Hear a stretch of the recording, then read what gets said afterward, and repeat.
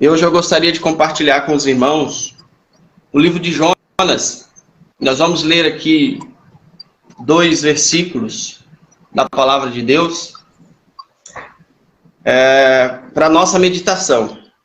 Vai estar em Jonas capítulo 1, versículo 1 e 2. E Jonas capítulo 3, versículo 1 e 2 também. E o versículo 3. Diz assim a palavra do Senhor. A palavra do Senhor veio a Jonas, filho de Amitai, com esta ordem: vá depressa à grande cidade de Nínive e pregue contra ela, porque a sua maldade subiu até a minha presença.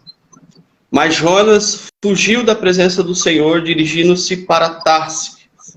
Desceu à cidade de Jope, onde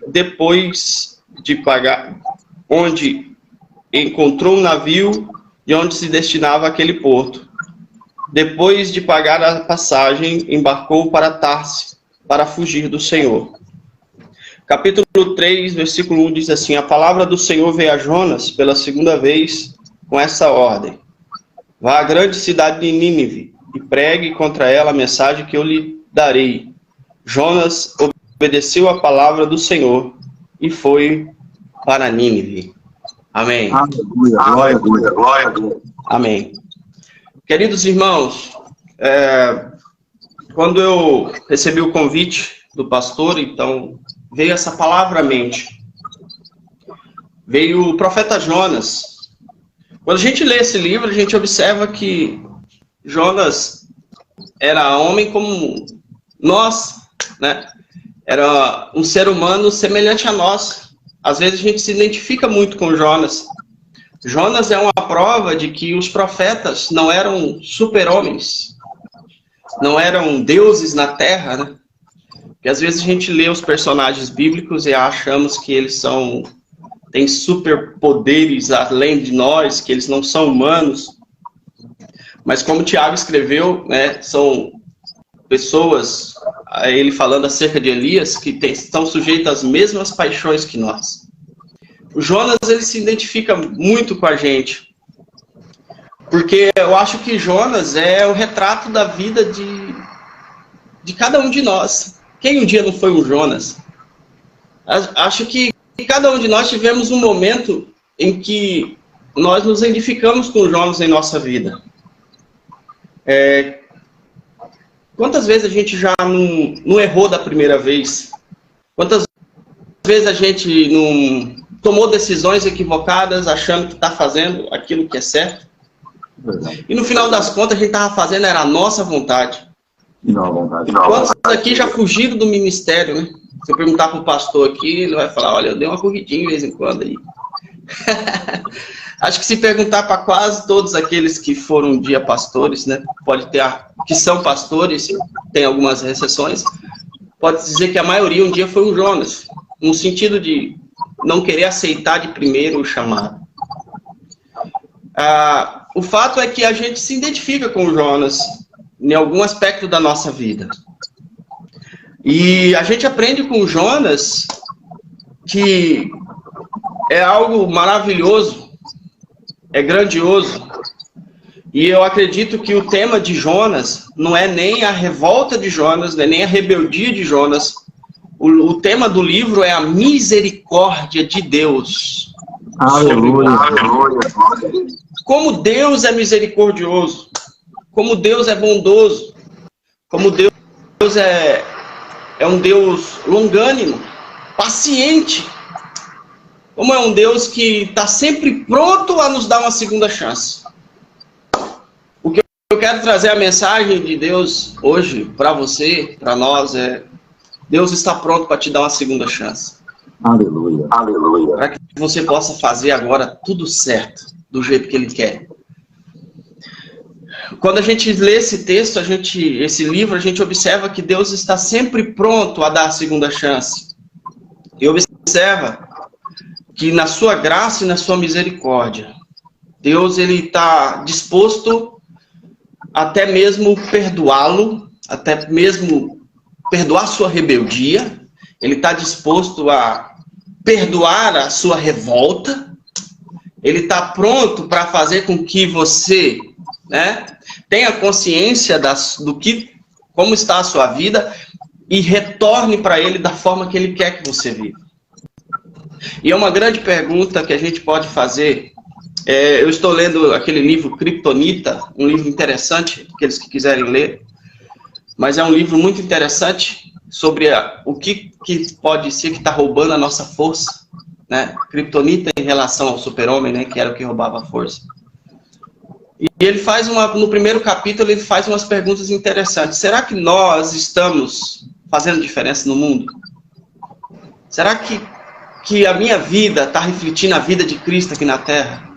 Será que os meus hábitos, eles são os hábitos de um homem, de uma mulher de Deus? Será que estamos influenciando a nossa geração? Será que estamos fazendo a diferença? Será que quando não lemos a Bíblia, nós observamos que a nossa vida está tão longe como se a Bíblia fosse um conto de fadas? E aí faz a nós para refletir, sabendo que às vezes Deus tem tudo aquilo preparado para nós, mas o problema não é Deus, é que nós fugimos do propósito. Muitas das vezes nós somos como Jonas. Observe que Deus determinou uma ordem para Jonas, uma diretriz, uma promessa, ou dizendo, ou melhor, um chamado com uma promessa, dizendo para ele, vai a Nínive, porque Deus tinha uma obra ali em Nínive. Vai à cidade de Nínive, que era a capital da Síria, um império inimigo de Israel. Era como se Deus estivesse chamando os israelitas para pregar para os palestinos, um israelita judeu, né? Ou alguém da faixa de Gaza querer converter algum israelita. Havia ali uma rixa histórica, uma rixa política, cultural. Jonas, os israelitas foram duramente castigados pelos assírios. Então era como se pedisse para um petista votar no Bolsonaro. Para a gente deixar o negócio mais... Era como se pedisse algo assim de difícil entendimento. Mas quando a gente observa isso, Jonas foi confrontado com aquilo que ele tinha no interior. Jonas foi chamado por Deus para pregar o evangelho, ou melhor, pregar a palavra, né? Para um povo que ele não tinha apreço nenhum. Para um povo que ele não tinha desejo nenhum de bem. Quem sabe era algo que tinha no coração do Jonas. Então Jonas faltava um atributo que Deus tinha que, nesse momento, não tinha. Jonas não tinha misericórdia pelos povos ninivitas. Faltava ali a compaixão de Deus no coração.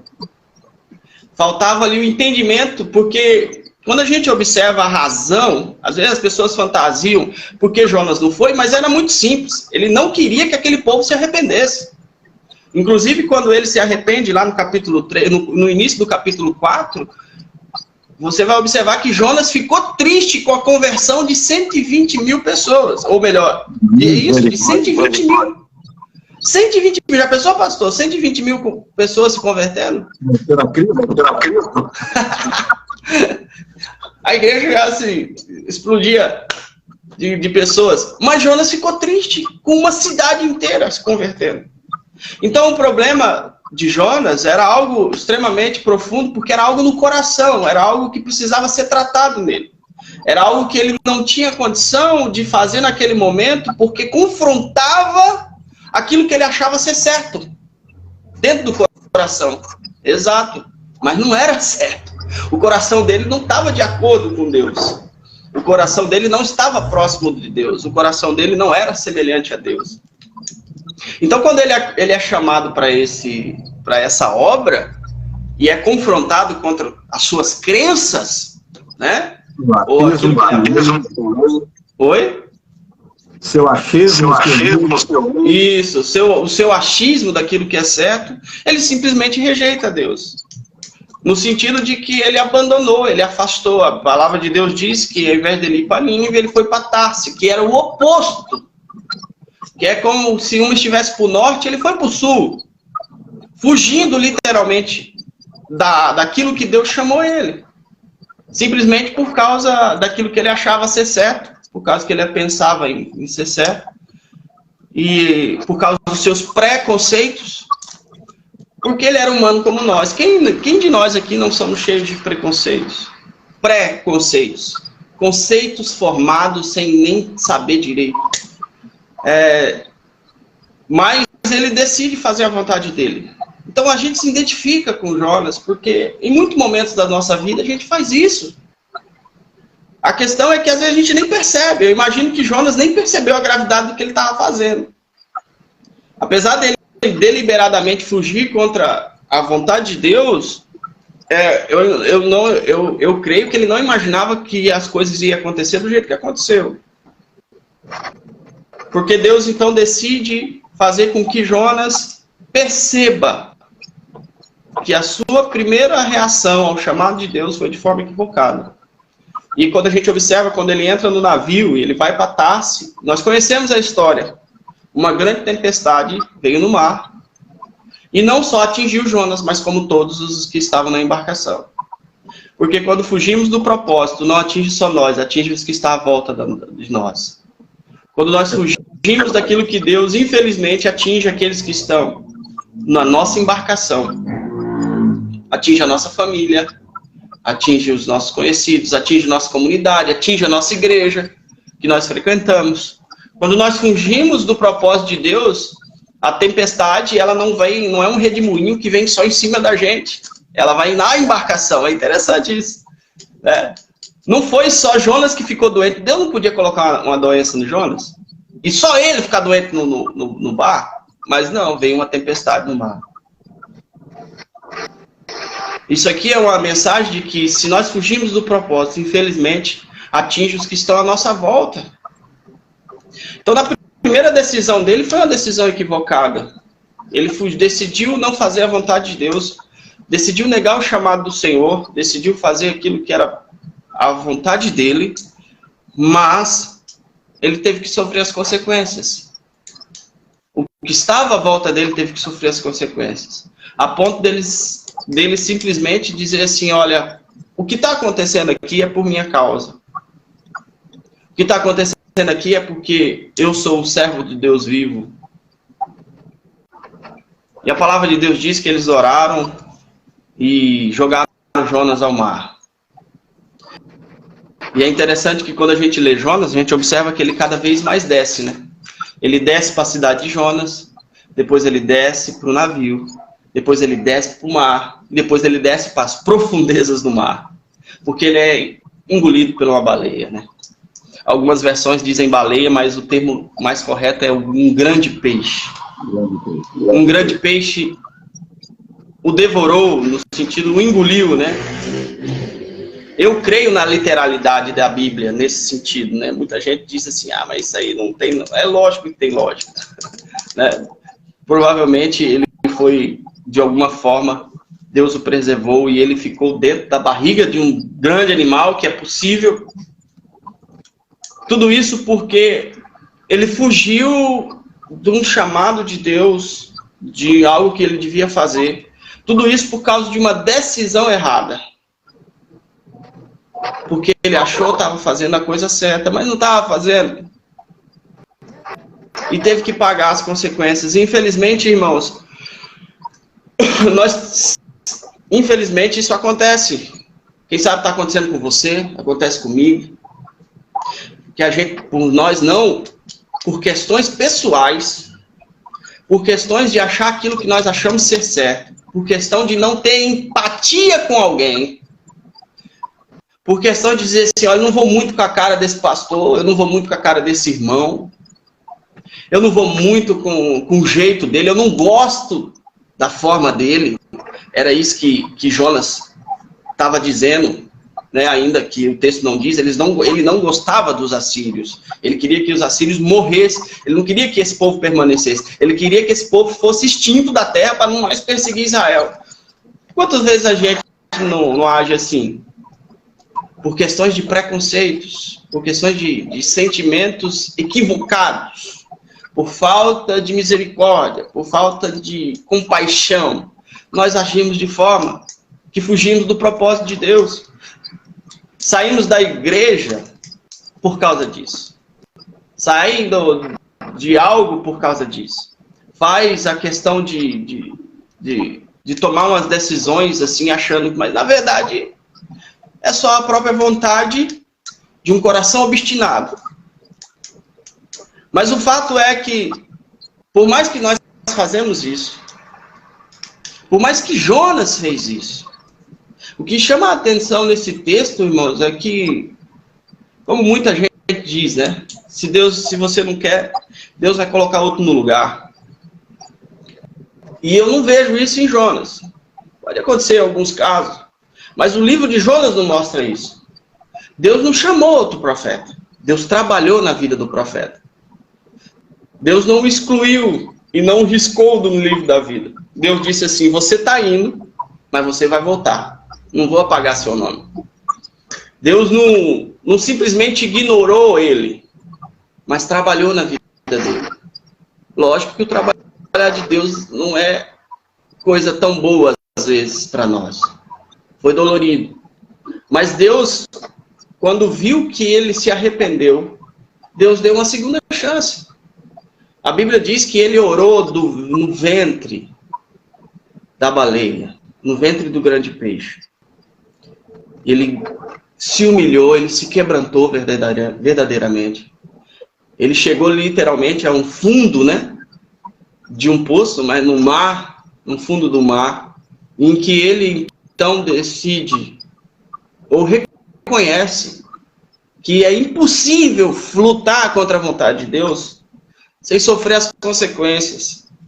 Ele percebe então e ele ora, dizendo assim, do fundo do inferno, do ventre do inferno, eu oro ao Senhor. Tenha misericórdia de mim, perdoa. Eu imagino que, por mais que a Bíblia não fale, ele estava em lágrimas. Ele estava em quebrantamento total, porque Deus o conduziu a uma situação que ou ele se arrependia ou ele morria. E ele se arrepende naquele momento, e a palavra de Deus diz que Deus faz com que aquele grande peixe lance ele para fora, vivo. Na praia. E é interessante. Na praia. Muita gente acredita, pastor, que ele foi lançado em Nínive. Não. Nínive não tem praia. Pega lá para você ver o mapa, onde ficava Nínive. Ele é provavelmente lançado no mesmo lugar em que Deus o chamou. Ele começou do começo. Não foi em Nínive que ele facilitou a vida dele, não. Voltou para o mesmo lugar onde ele tinha recebido o primeiro chamado. Mas agora ele dá uma segunda chance. E a segunda vez ele diz assim, Jonas, vai a Nínive pregar como eu te falei. Aí Jonas disse, Senhor, agora eu vou fazer a tua vontade. Ele teve que caminhar muito ainda para chegar em Nínive. Ele teve que depois andar, teve que cavalgar, até chegar onde Deus queria. Mas o interessante é que Deus dá uma segunda chance para ele, deu uma nova oportunidade dele fazer tudo certo agora.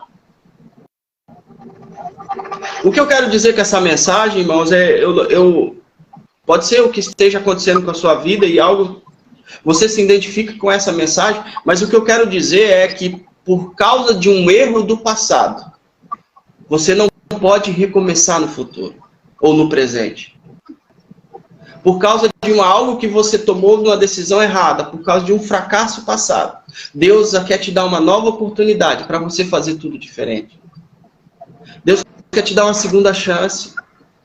Eu não sei qual foi, um fracasso espiritual, uma decisão errada, uma resposta errada às coisas de Deus. E Deus está querendo dizer para você assim, olha, eu não vou chamar outro, é você que eu quero. É você que eu quero que faça a minha obra. É você que eu quero que faça tudo de novo. Então eu te chamo uma segunda vez. Então se você de coração arrependido como Jonas, ouvir a voz de Deus, se quebrantar diante dele, ele vai te conceder uma nova oportunidade. Quem sabe você já perdeu os sonhos? Quem sabe você tinha um sonho de fazer algo para Deus, de pregar a palavra, de abrir algo, um projeto que Deus, às vezes, anteriormente colocou no seu coração, de desenvolver um trabalho em que vai ajudar vidas a crescer, mas por causa de alguma decisão equivocada, por causa de algo que você achava ser certo, decidiu parar. Quem sabe você tem algo que Deus colocou no seu coração e simplesmente você não fez mais, parou. E às vezes você está colhendo as consequências disso. Eu quero dizer para você, hoje Deus te dá uma segunda chance. O Deus que é de misericórdia. Como eu disse, o tema desse livro é a misericórdia. Primeiro, a misericórdia de Deus para com Jonas. Fala se Deus não foi misericordioso. Se fosse cada um de nós, né? Se fosse eu e você, alguém fizesse isso, muita gente ia falar, larga ele para lá. Deus vai chamar outro. Hã? Desiste dele. Isso. Desiste dele. Afasta dele. Se fosse o ser humano. Mas é Deus. Deus não age dessa lógica. Deus não age dessa forma. Deus é amor. Deus é misericórdia. Ele é justiça. Ele é verdade. Mas ele age com amor. E a gente observa que Deus foi misericordioso com Jonas. E tudo que aconteceu na vida dele foi para um propósito maior para ele, para dizer assim, você precisa fazer a minha vontade, porque a minha vontade é o melhor para a sua vida. Irmão, a vontade de Deus é o melhor para a sua vida. Aleluia. Não é os seus desejos, não é os seus planos, você pode ter. Você pode ter desejos, planos, projetos, mas o melhor para a sua vida são os planos e projetos de Deus para você. Coloque isso em primeiro lugar. Porque os nossos planos podem ser frustrados, mas os planos de Deus não são frustrados. Nós falhamos em nossas promessas, mas a promessa de Deus é infalível. E o que eu quero dizer é que a grande mensagem de Deus é que Ele é bondoso para você estar pronto para te dizer, minha filha, meu filho, eu estou te dando uma segunda chance hoje, de você fazer tudo diferente. Eu não risquei seu nome do livro da vida.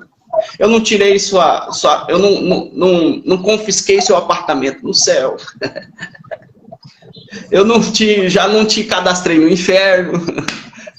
Eu estou te dando uma nova oportunidade porque tu és minha filha, tu és meu filho ainda. E eu quero te dar a oportunidade novamente de fazer aquilo que eu quero que você faça.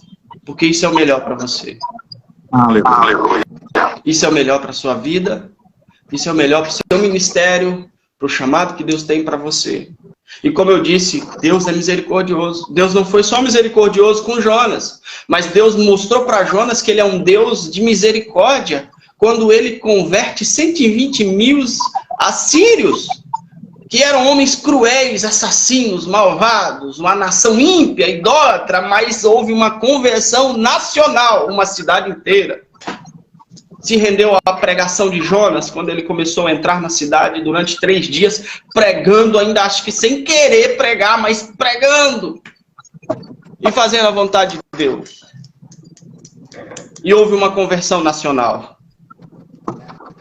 E Deus mostrou a misericórdia para aquele povo ímpio e mostrou que quando alguém se arrepende, Deus sempre está pronto a perdoar, independente do estado passado, da história, do que fez, mas onde há arrependimento verdadeiro, há a graça maravilhosa de Deus sobre alguém. Que aprendemos com Deus para ser misericordiosos, porque às vezes nós agimos como Jonas, com muitas pessoas. Que Deus nessa manhã, olha, acostumado aqui, né? Que Deus nessa manhã possa falar ao teu coração através dessa palavra. Deus hoje está te dando uma segunda chance. Reflita sobre a sua vida. Reflita sobre aquilo que as suas decisões que você tomou, se elas estão de acordo com a vontade de Deus, ou se você está fazendo a sua vontade. E se você perceber que é a sua vontade que está sendo priorizada, se quebrante, se arrependa, e Deus vai te conceder uma segunda chance de fazer tudo certo agora. Deus está pronto para te dar um novo. Nós estamos falando aqui, esse livro de Jonas mostra que é um momento de recomeço, de recomeçar. Deus sempre está pronto para te dar uma nova oportunidade, e é isso que Ele quer fazer hoje, em nome de Jesus. Amém. Amém. Eu posso orar, pastor? Amém. Eu gostaria de orar por você que ouviu essa palavra, essa mensagem, que Deus falou com você. Eu creio que Deus falou com pessoas de forma específica nessa manhã. E eu creio que Deus, Ele está pronto agora para mudar a história e o rumo da sua história, da sua vida, né? Te dar uma segunda oportunidade para você fazer aquilo que Deus quer que você faça. Senhor, nosso Deus, querido Pai, nós queremos rogar ao Senhor. E nós queremos, nesse momento, suplicá-lo, Deus, a tua graça e a tua misericórdia. A misericórdia que cercou Jonas. A misericórdia que cercou os ninivitas. Essa maravilhosa misericórdia, Deus. O seu grandioso amor. Que o Senhor venha a cada um de nós. Que o Senhor venha a esse irmão, a essa irmã, Senhor. Que o Senhor venha conceder uma nova oportunidade. Que o Senhor venha perdoar cada um de nós. Por agirmos como Jonas, Senhor. Por agirmos pelos nossos próprios sentimentos, pelas nossas preferências, pelos nossos preconceitos já estabelecidos, pelo nosso achismo, Senhor. Nós pedimos que o Senhor nos ajude a deixar a nossa vontade em segundo plano e priorizar a sua vontade.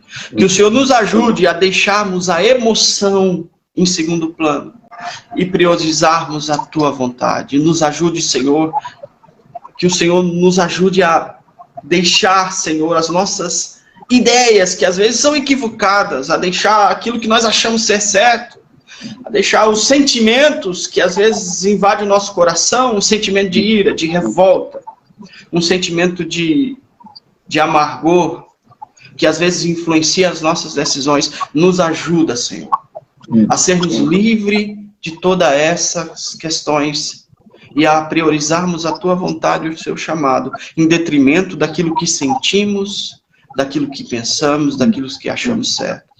E nos ajuda, Senhor, que nós nos alinhemos à tua vontade, que a nossa mente se adeque, Senhor, aos seus planos, que nós, Senhor, possamos novamente servi-lo. Ó Deus, e para aqueles, Senhor Deus, que fugiram do propósito, para aqueles que chegaram a um momento em que disseram assim, olha, realmente eu estou aqui porque eu decidi estar, eu fugi, eu não quis fazer o que Deus queria, eu agi por emoção, mas que agora se quebranta, Senhor, que o Senhor o levante, que o Senhor conceda uma nova oportunidade de fazer tudo de novo. E que essa oportunidade, Senhor, venha a ser com resultados maravilhosos, grandiosos, frutíferos, grandiosos, ó Deus.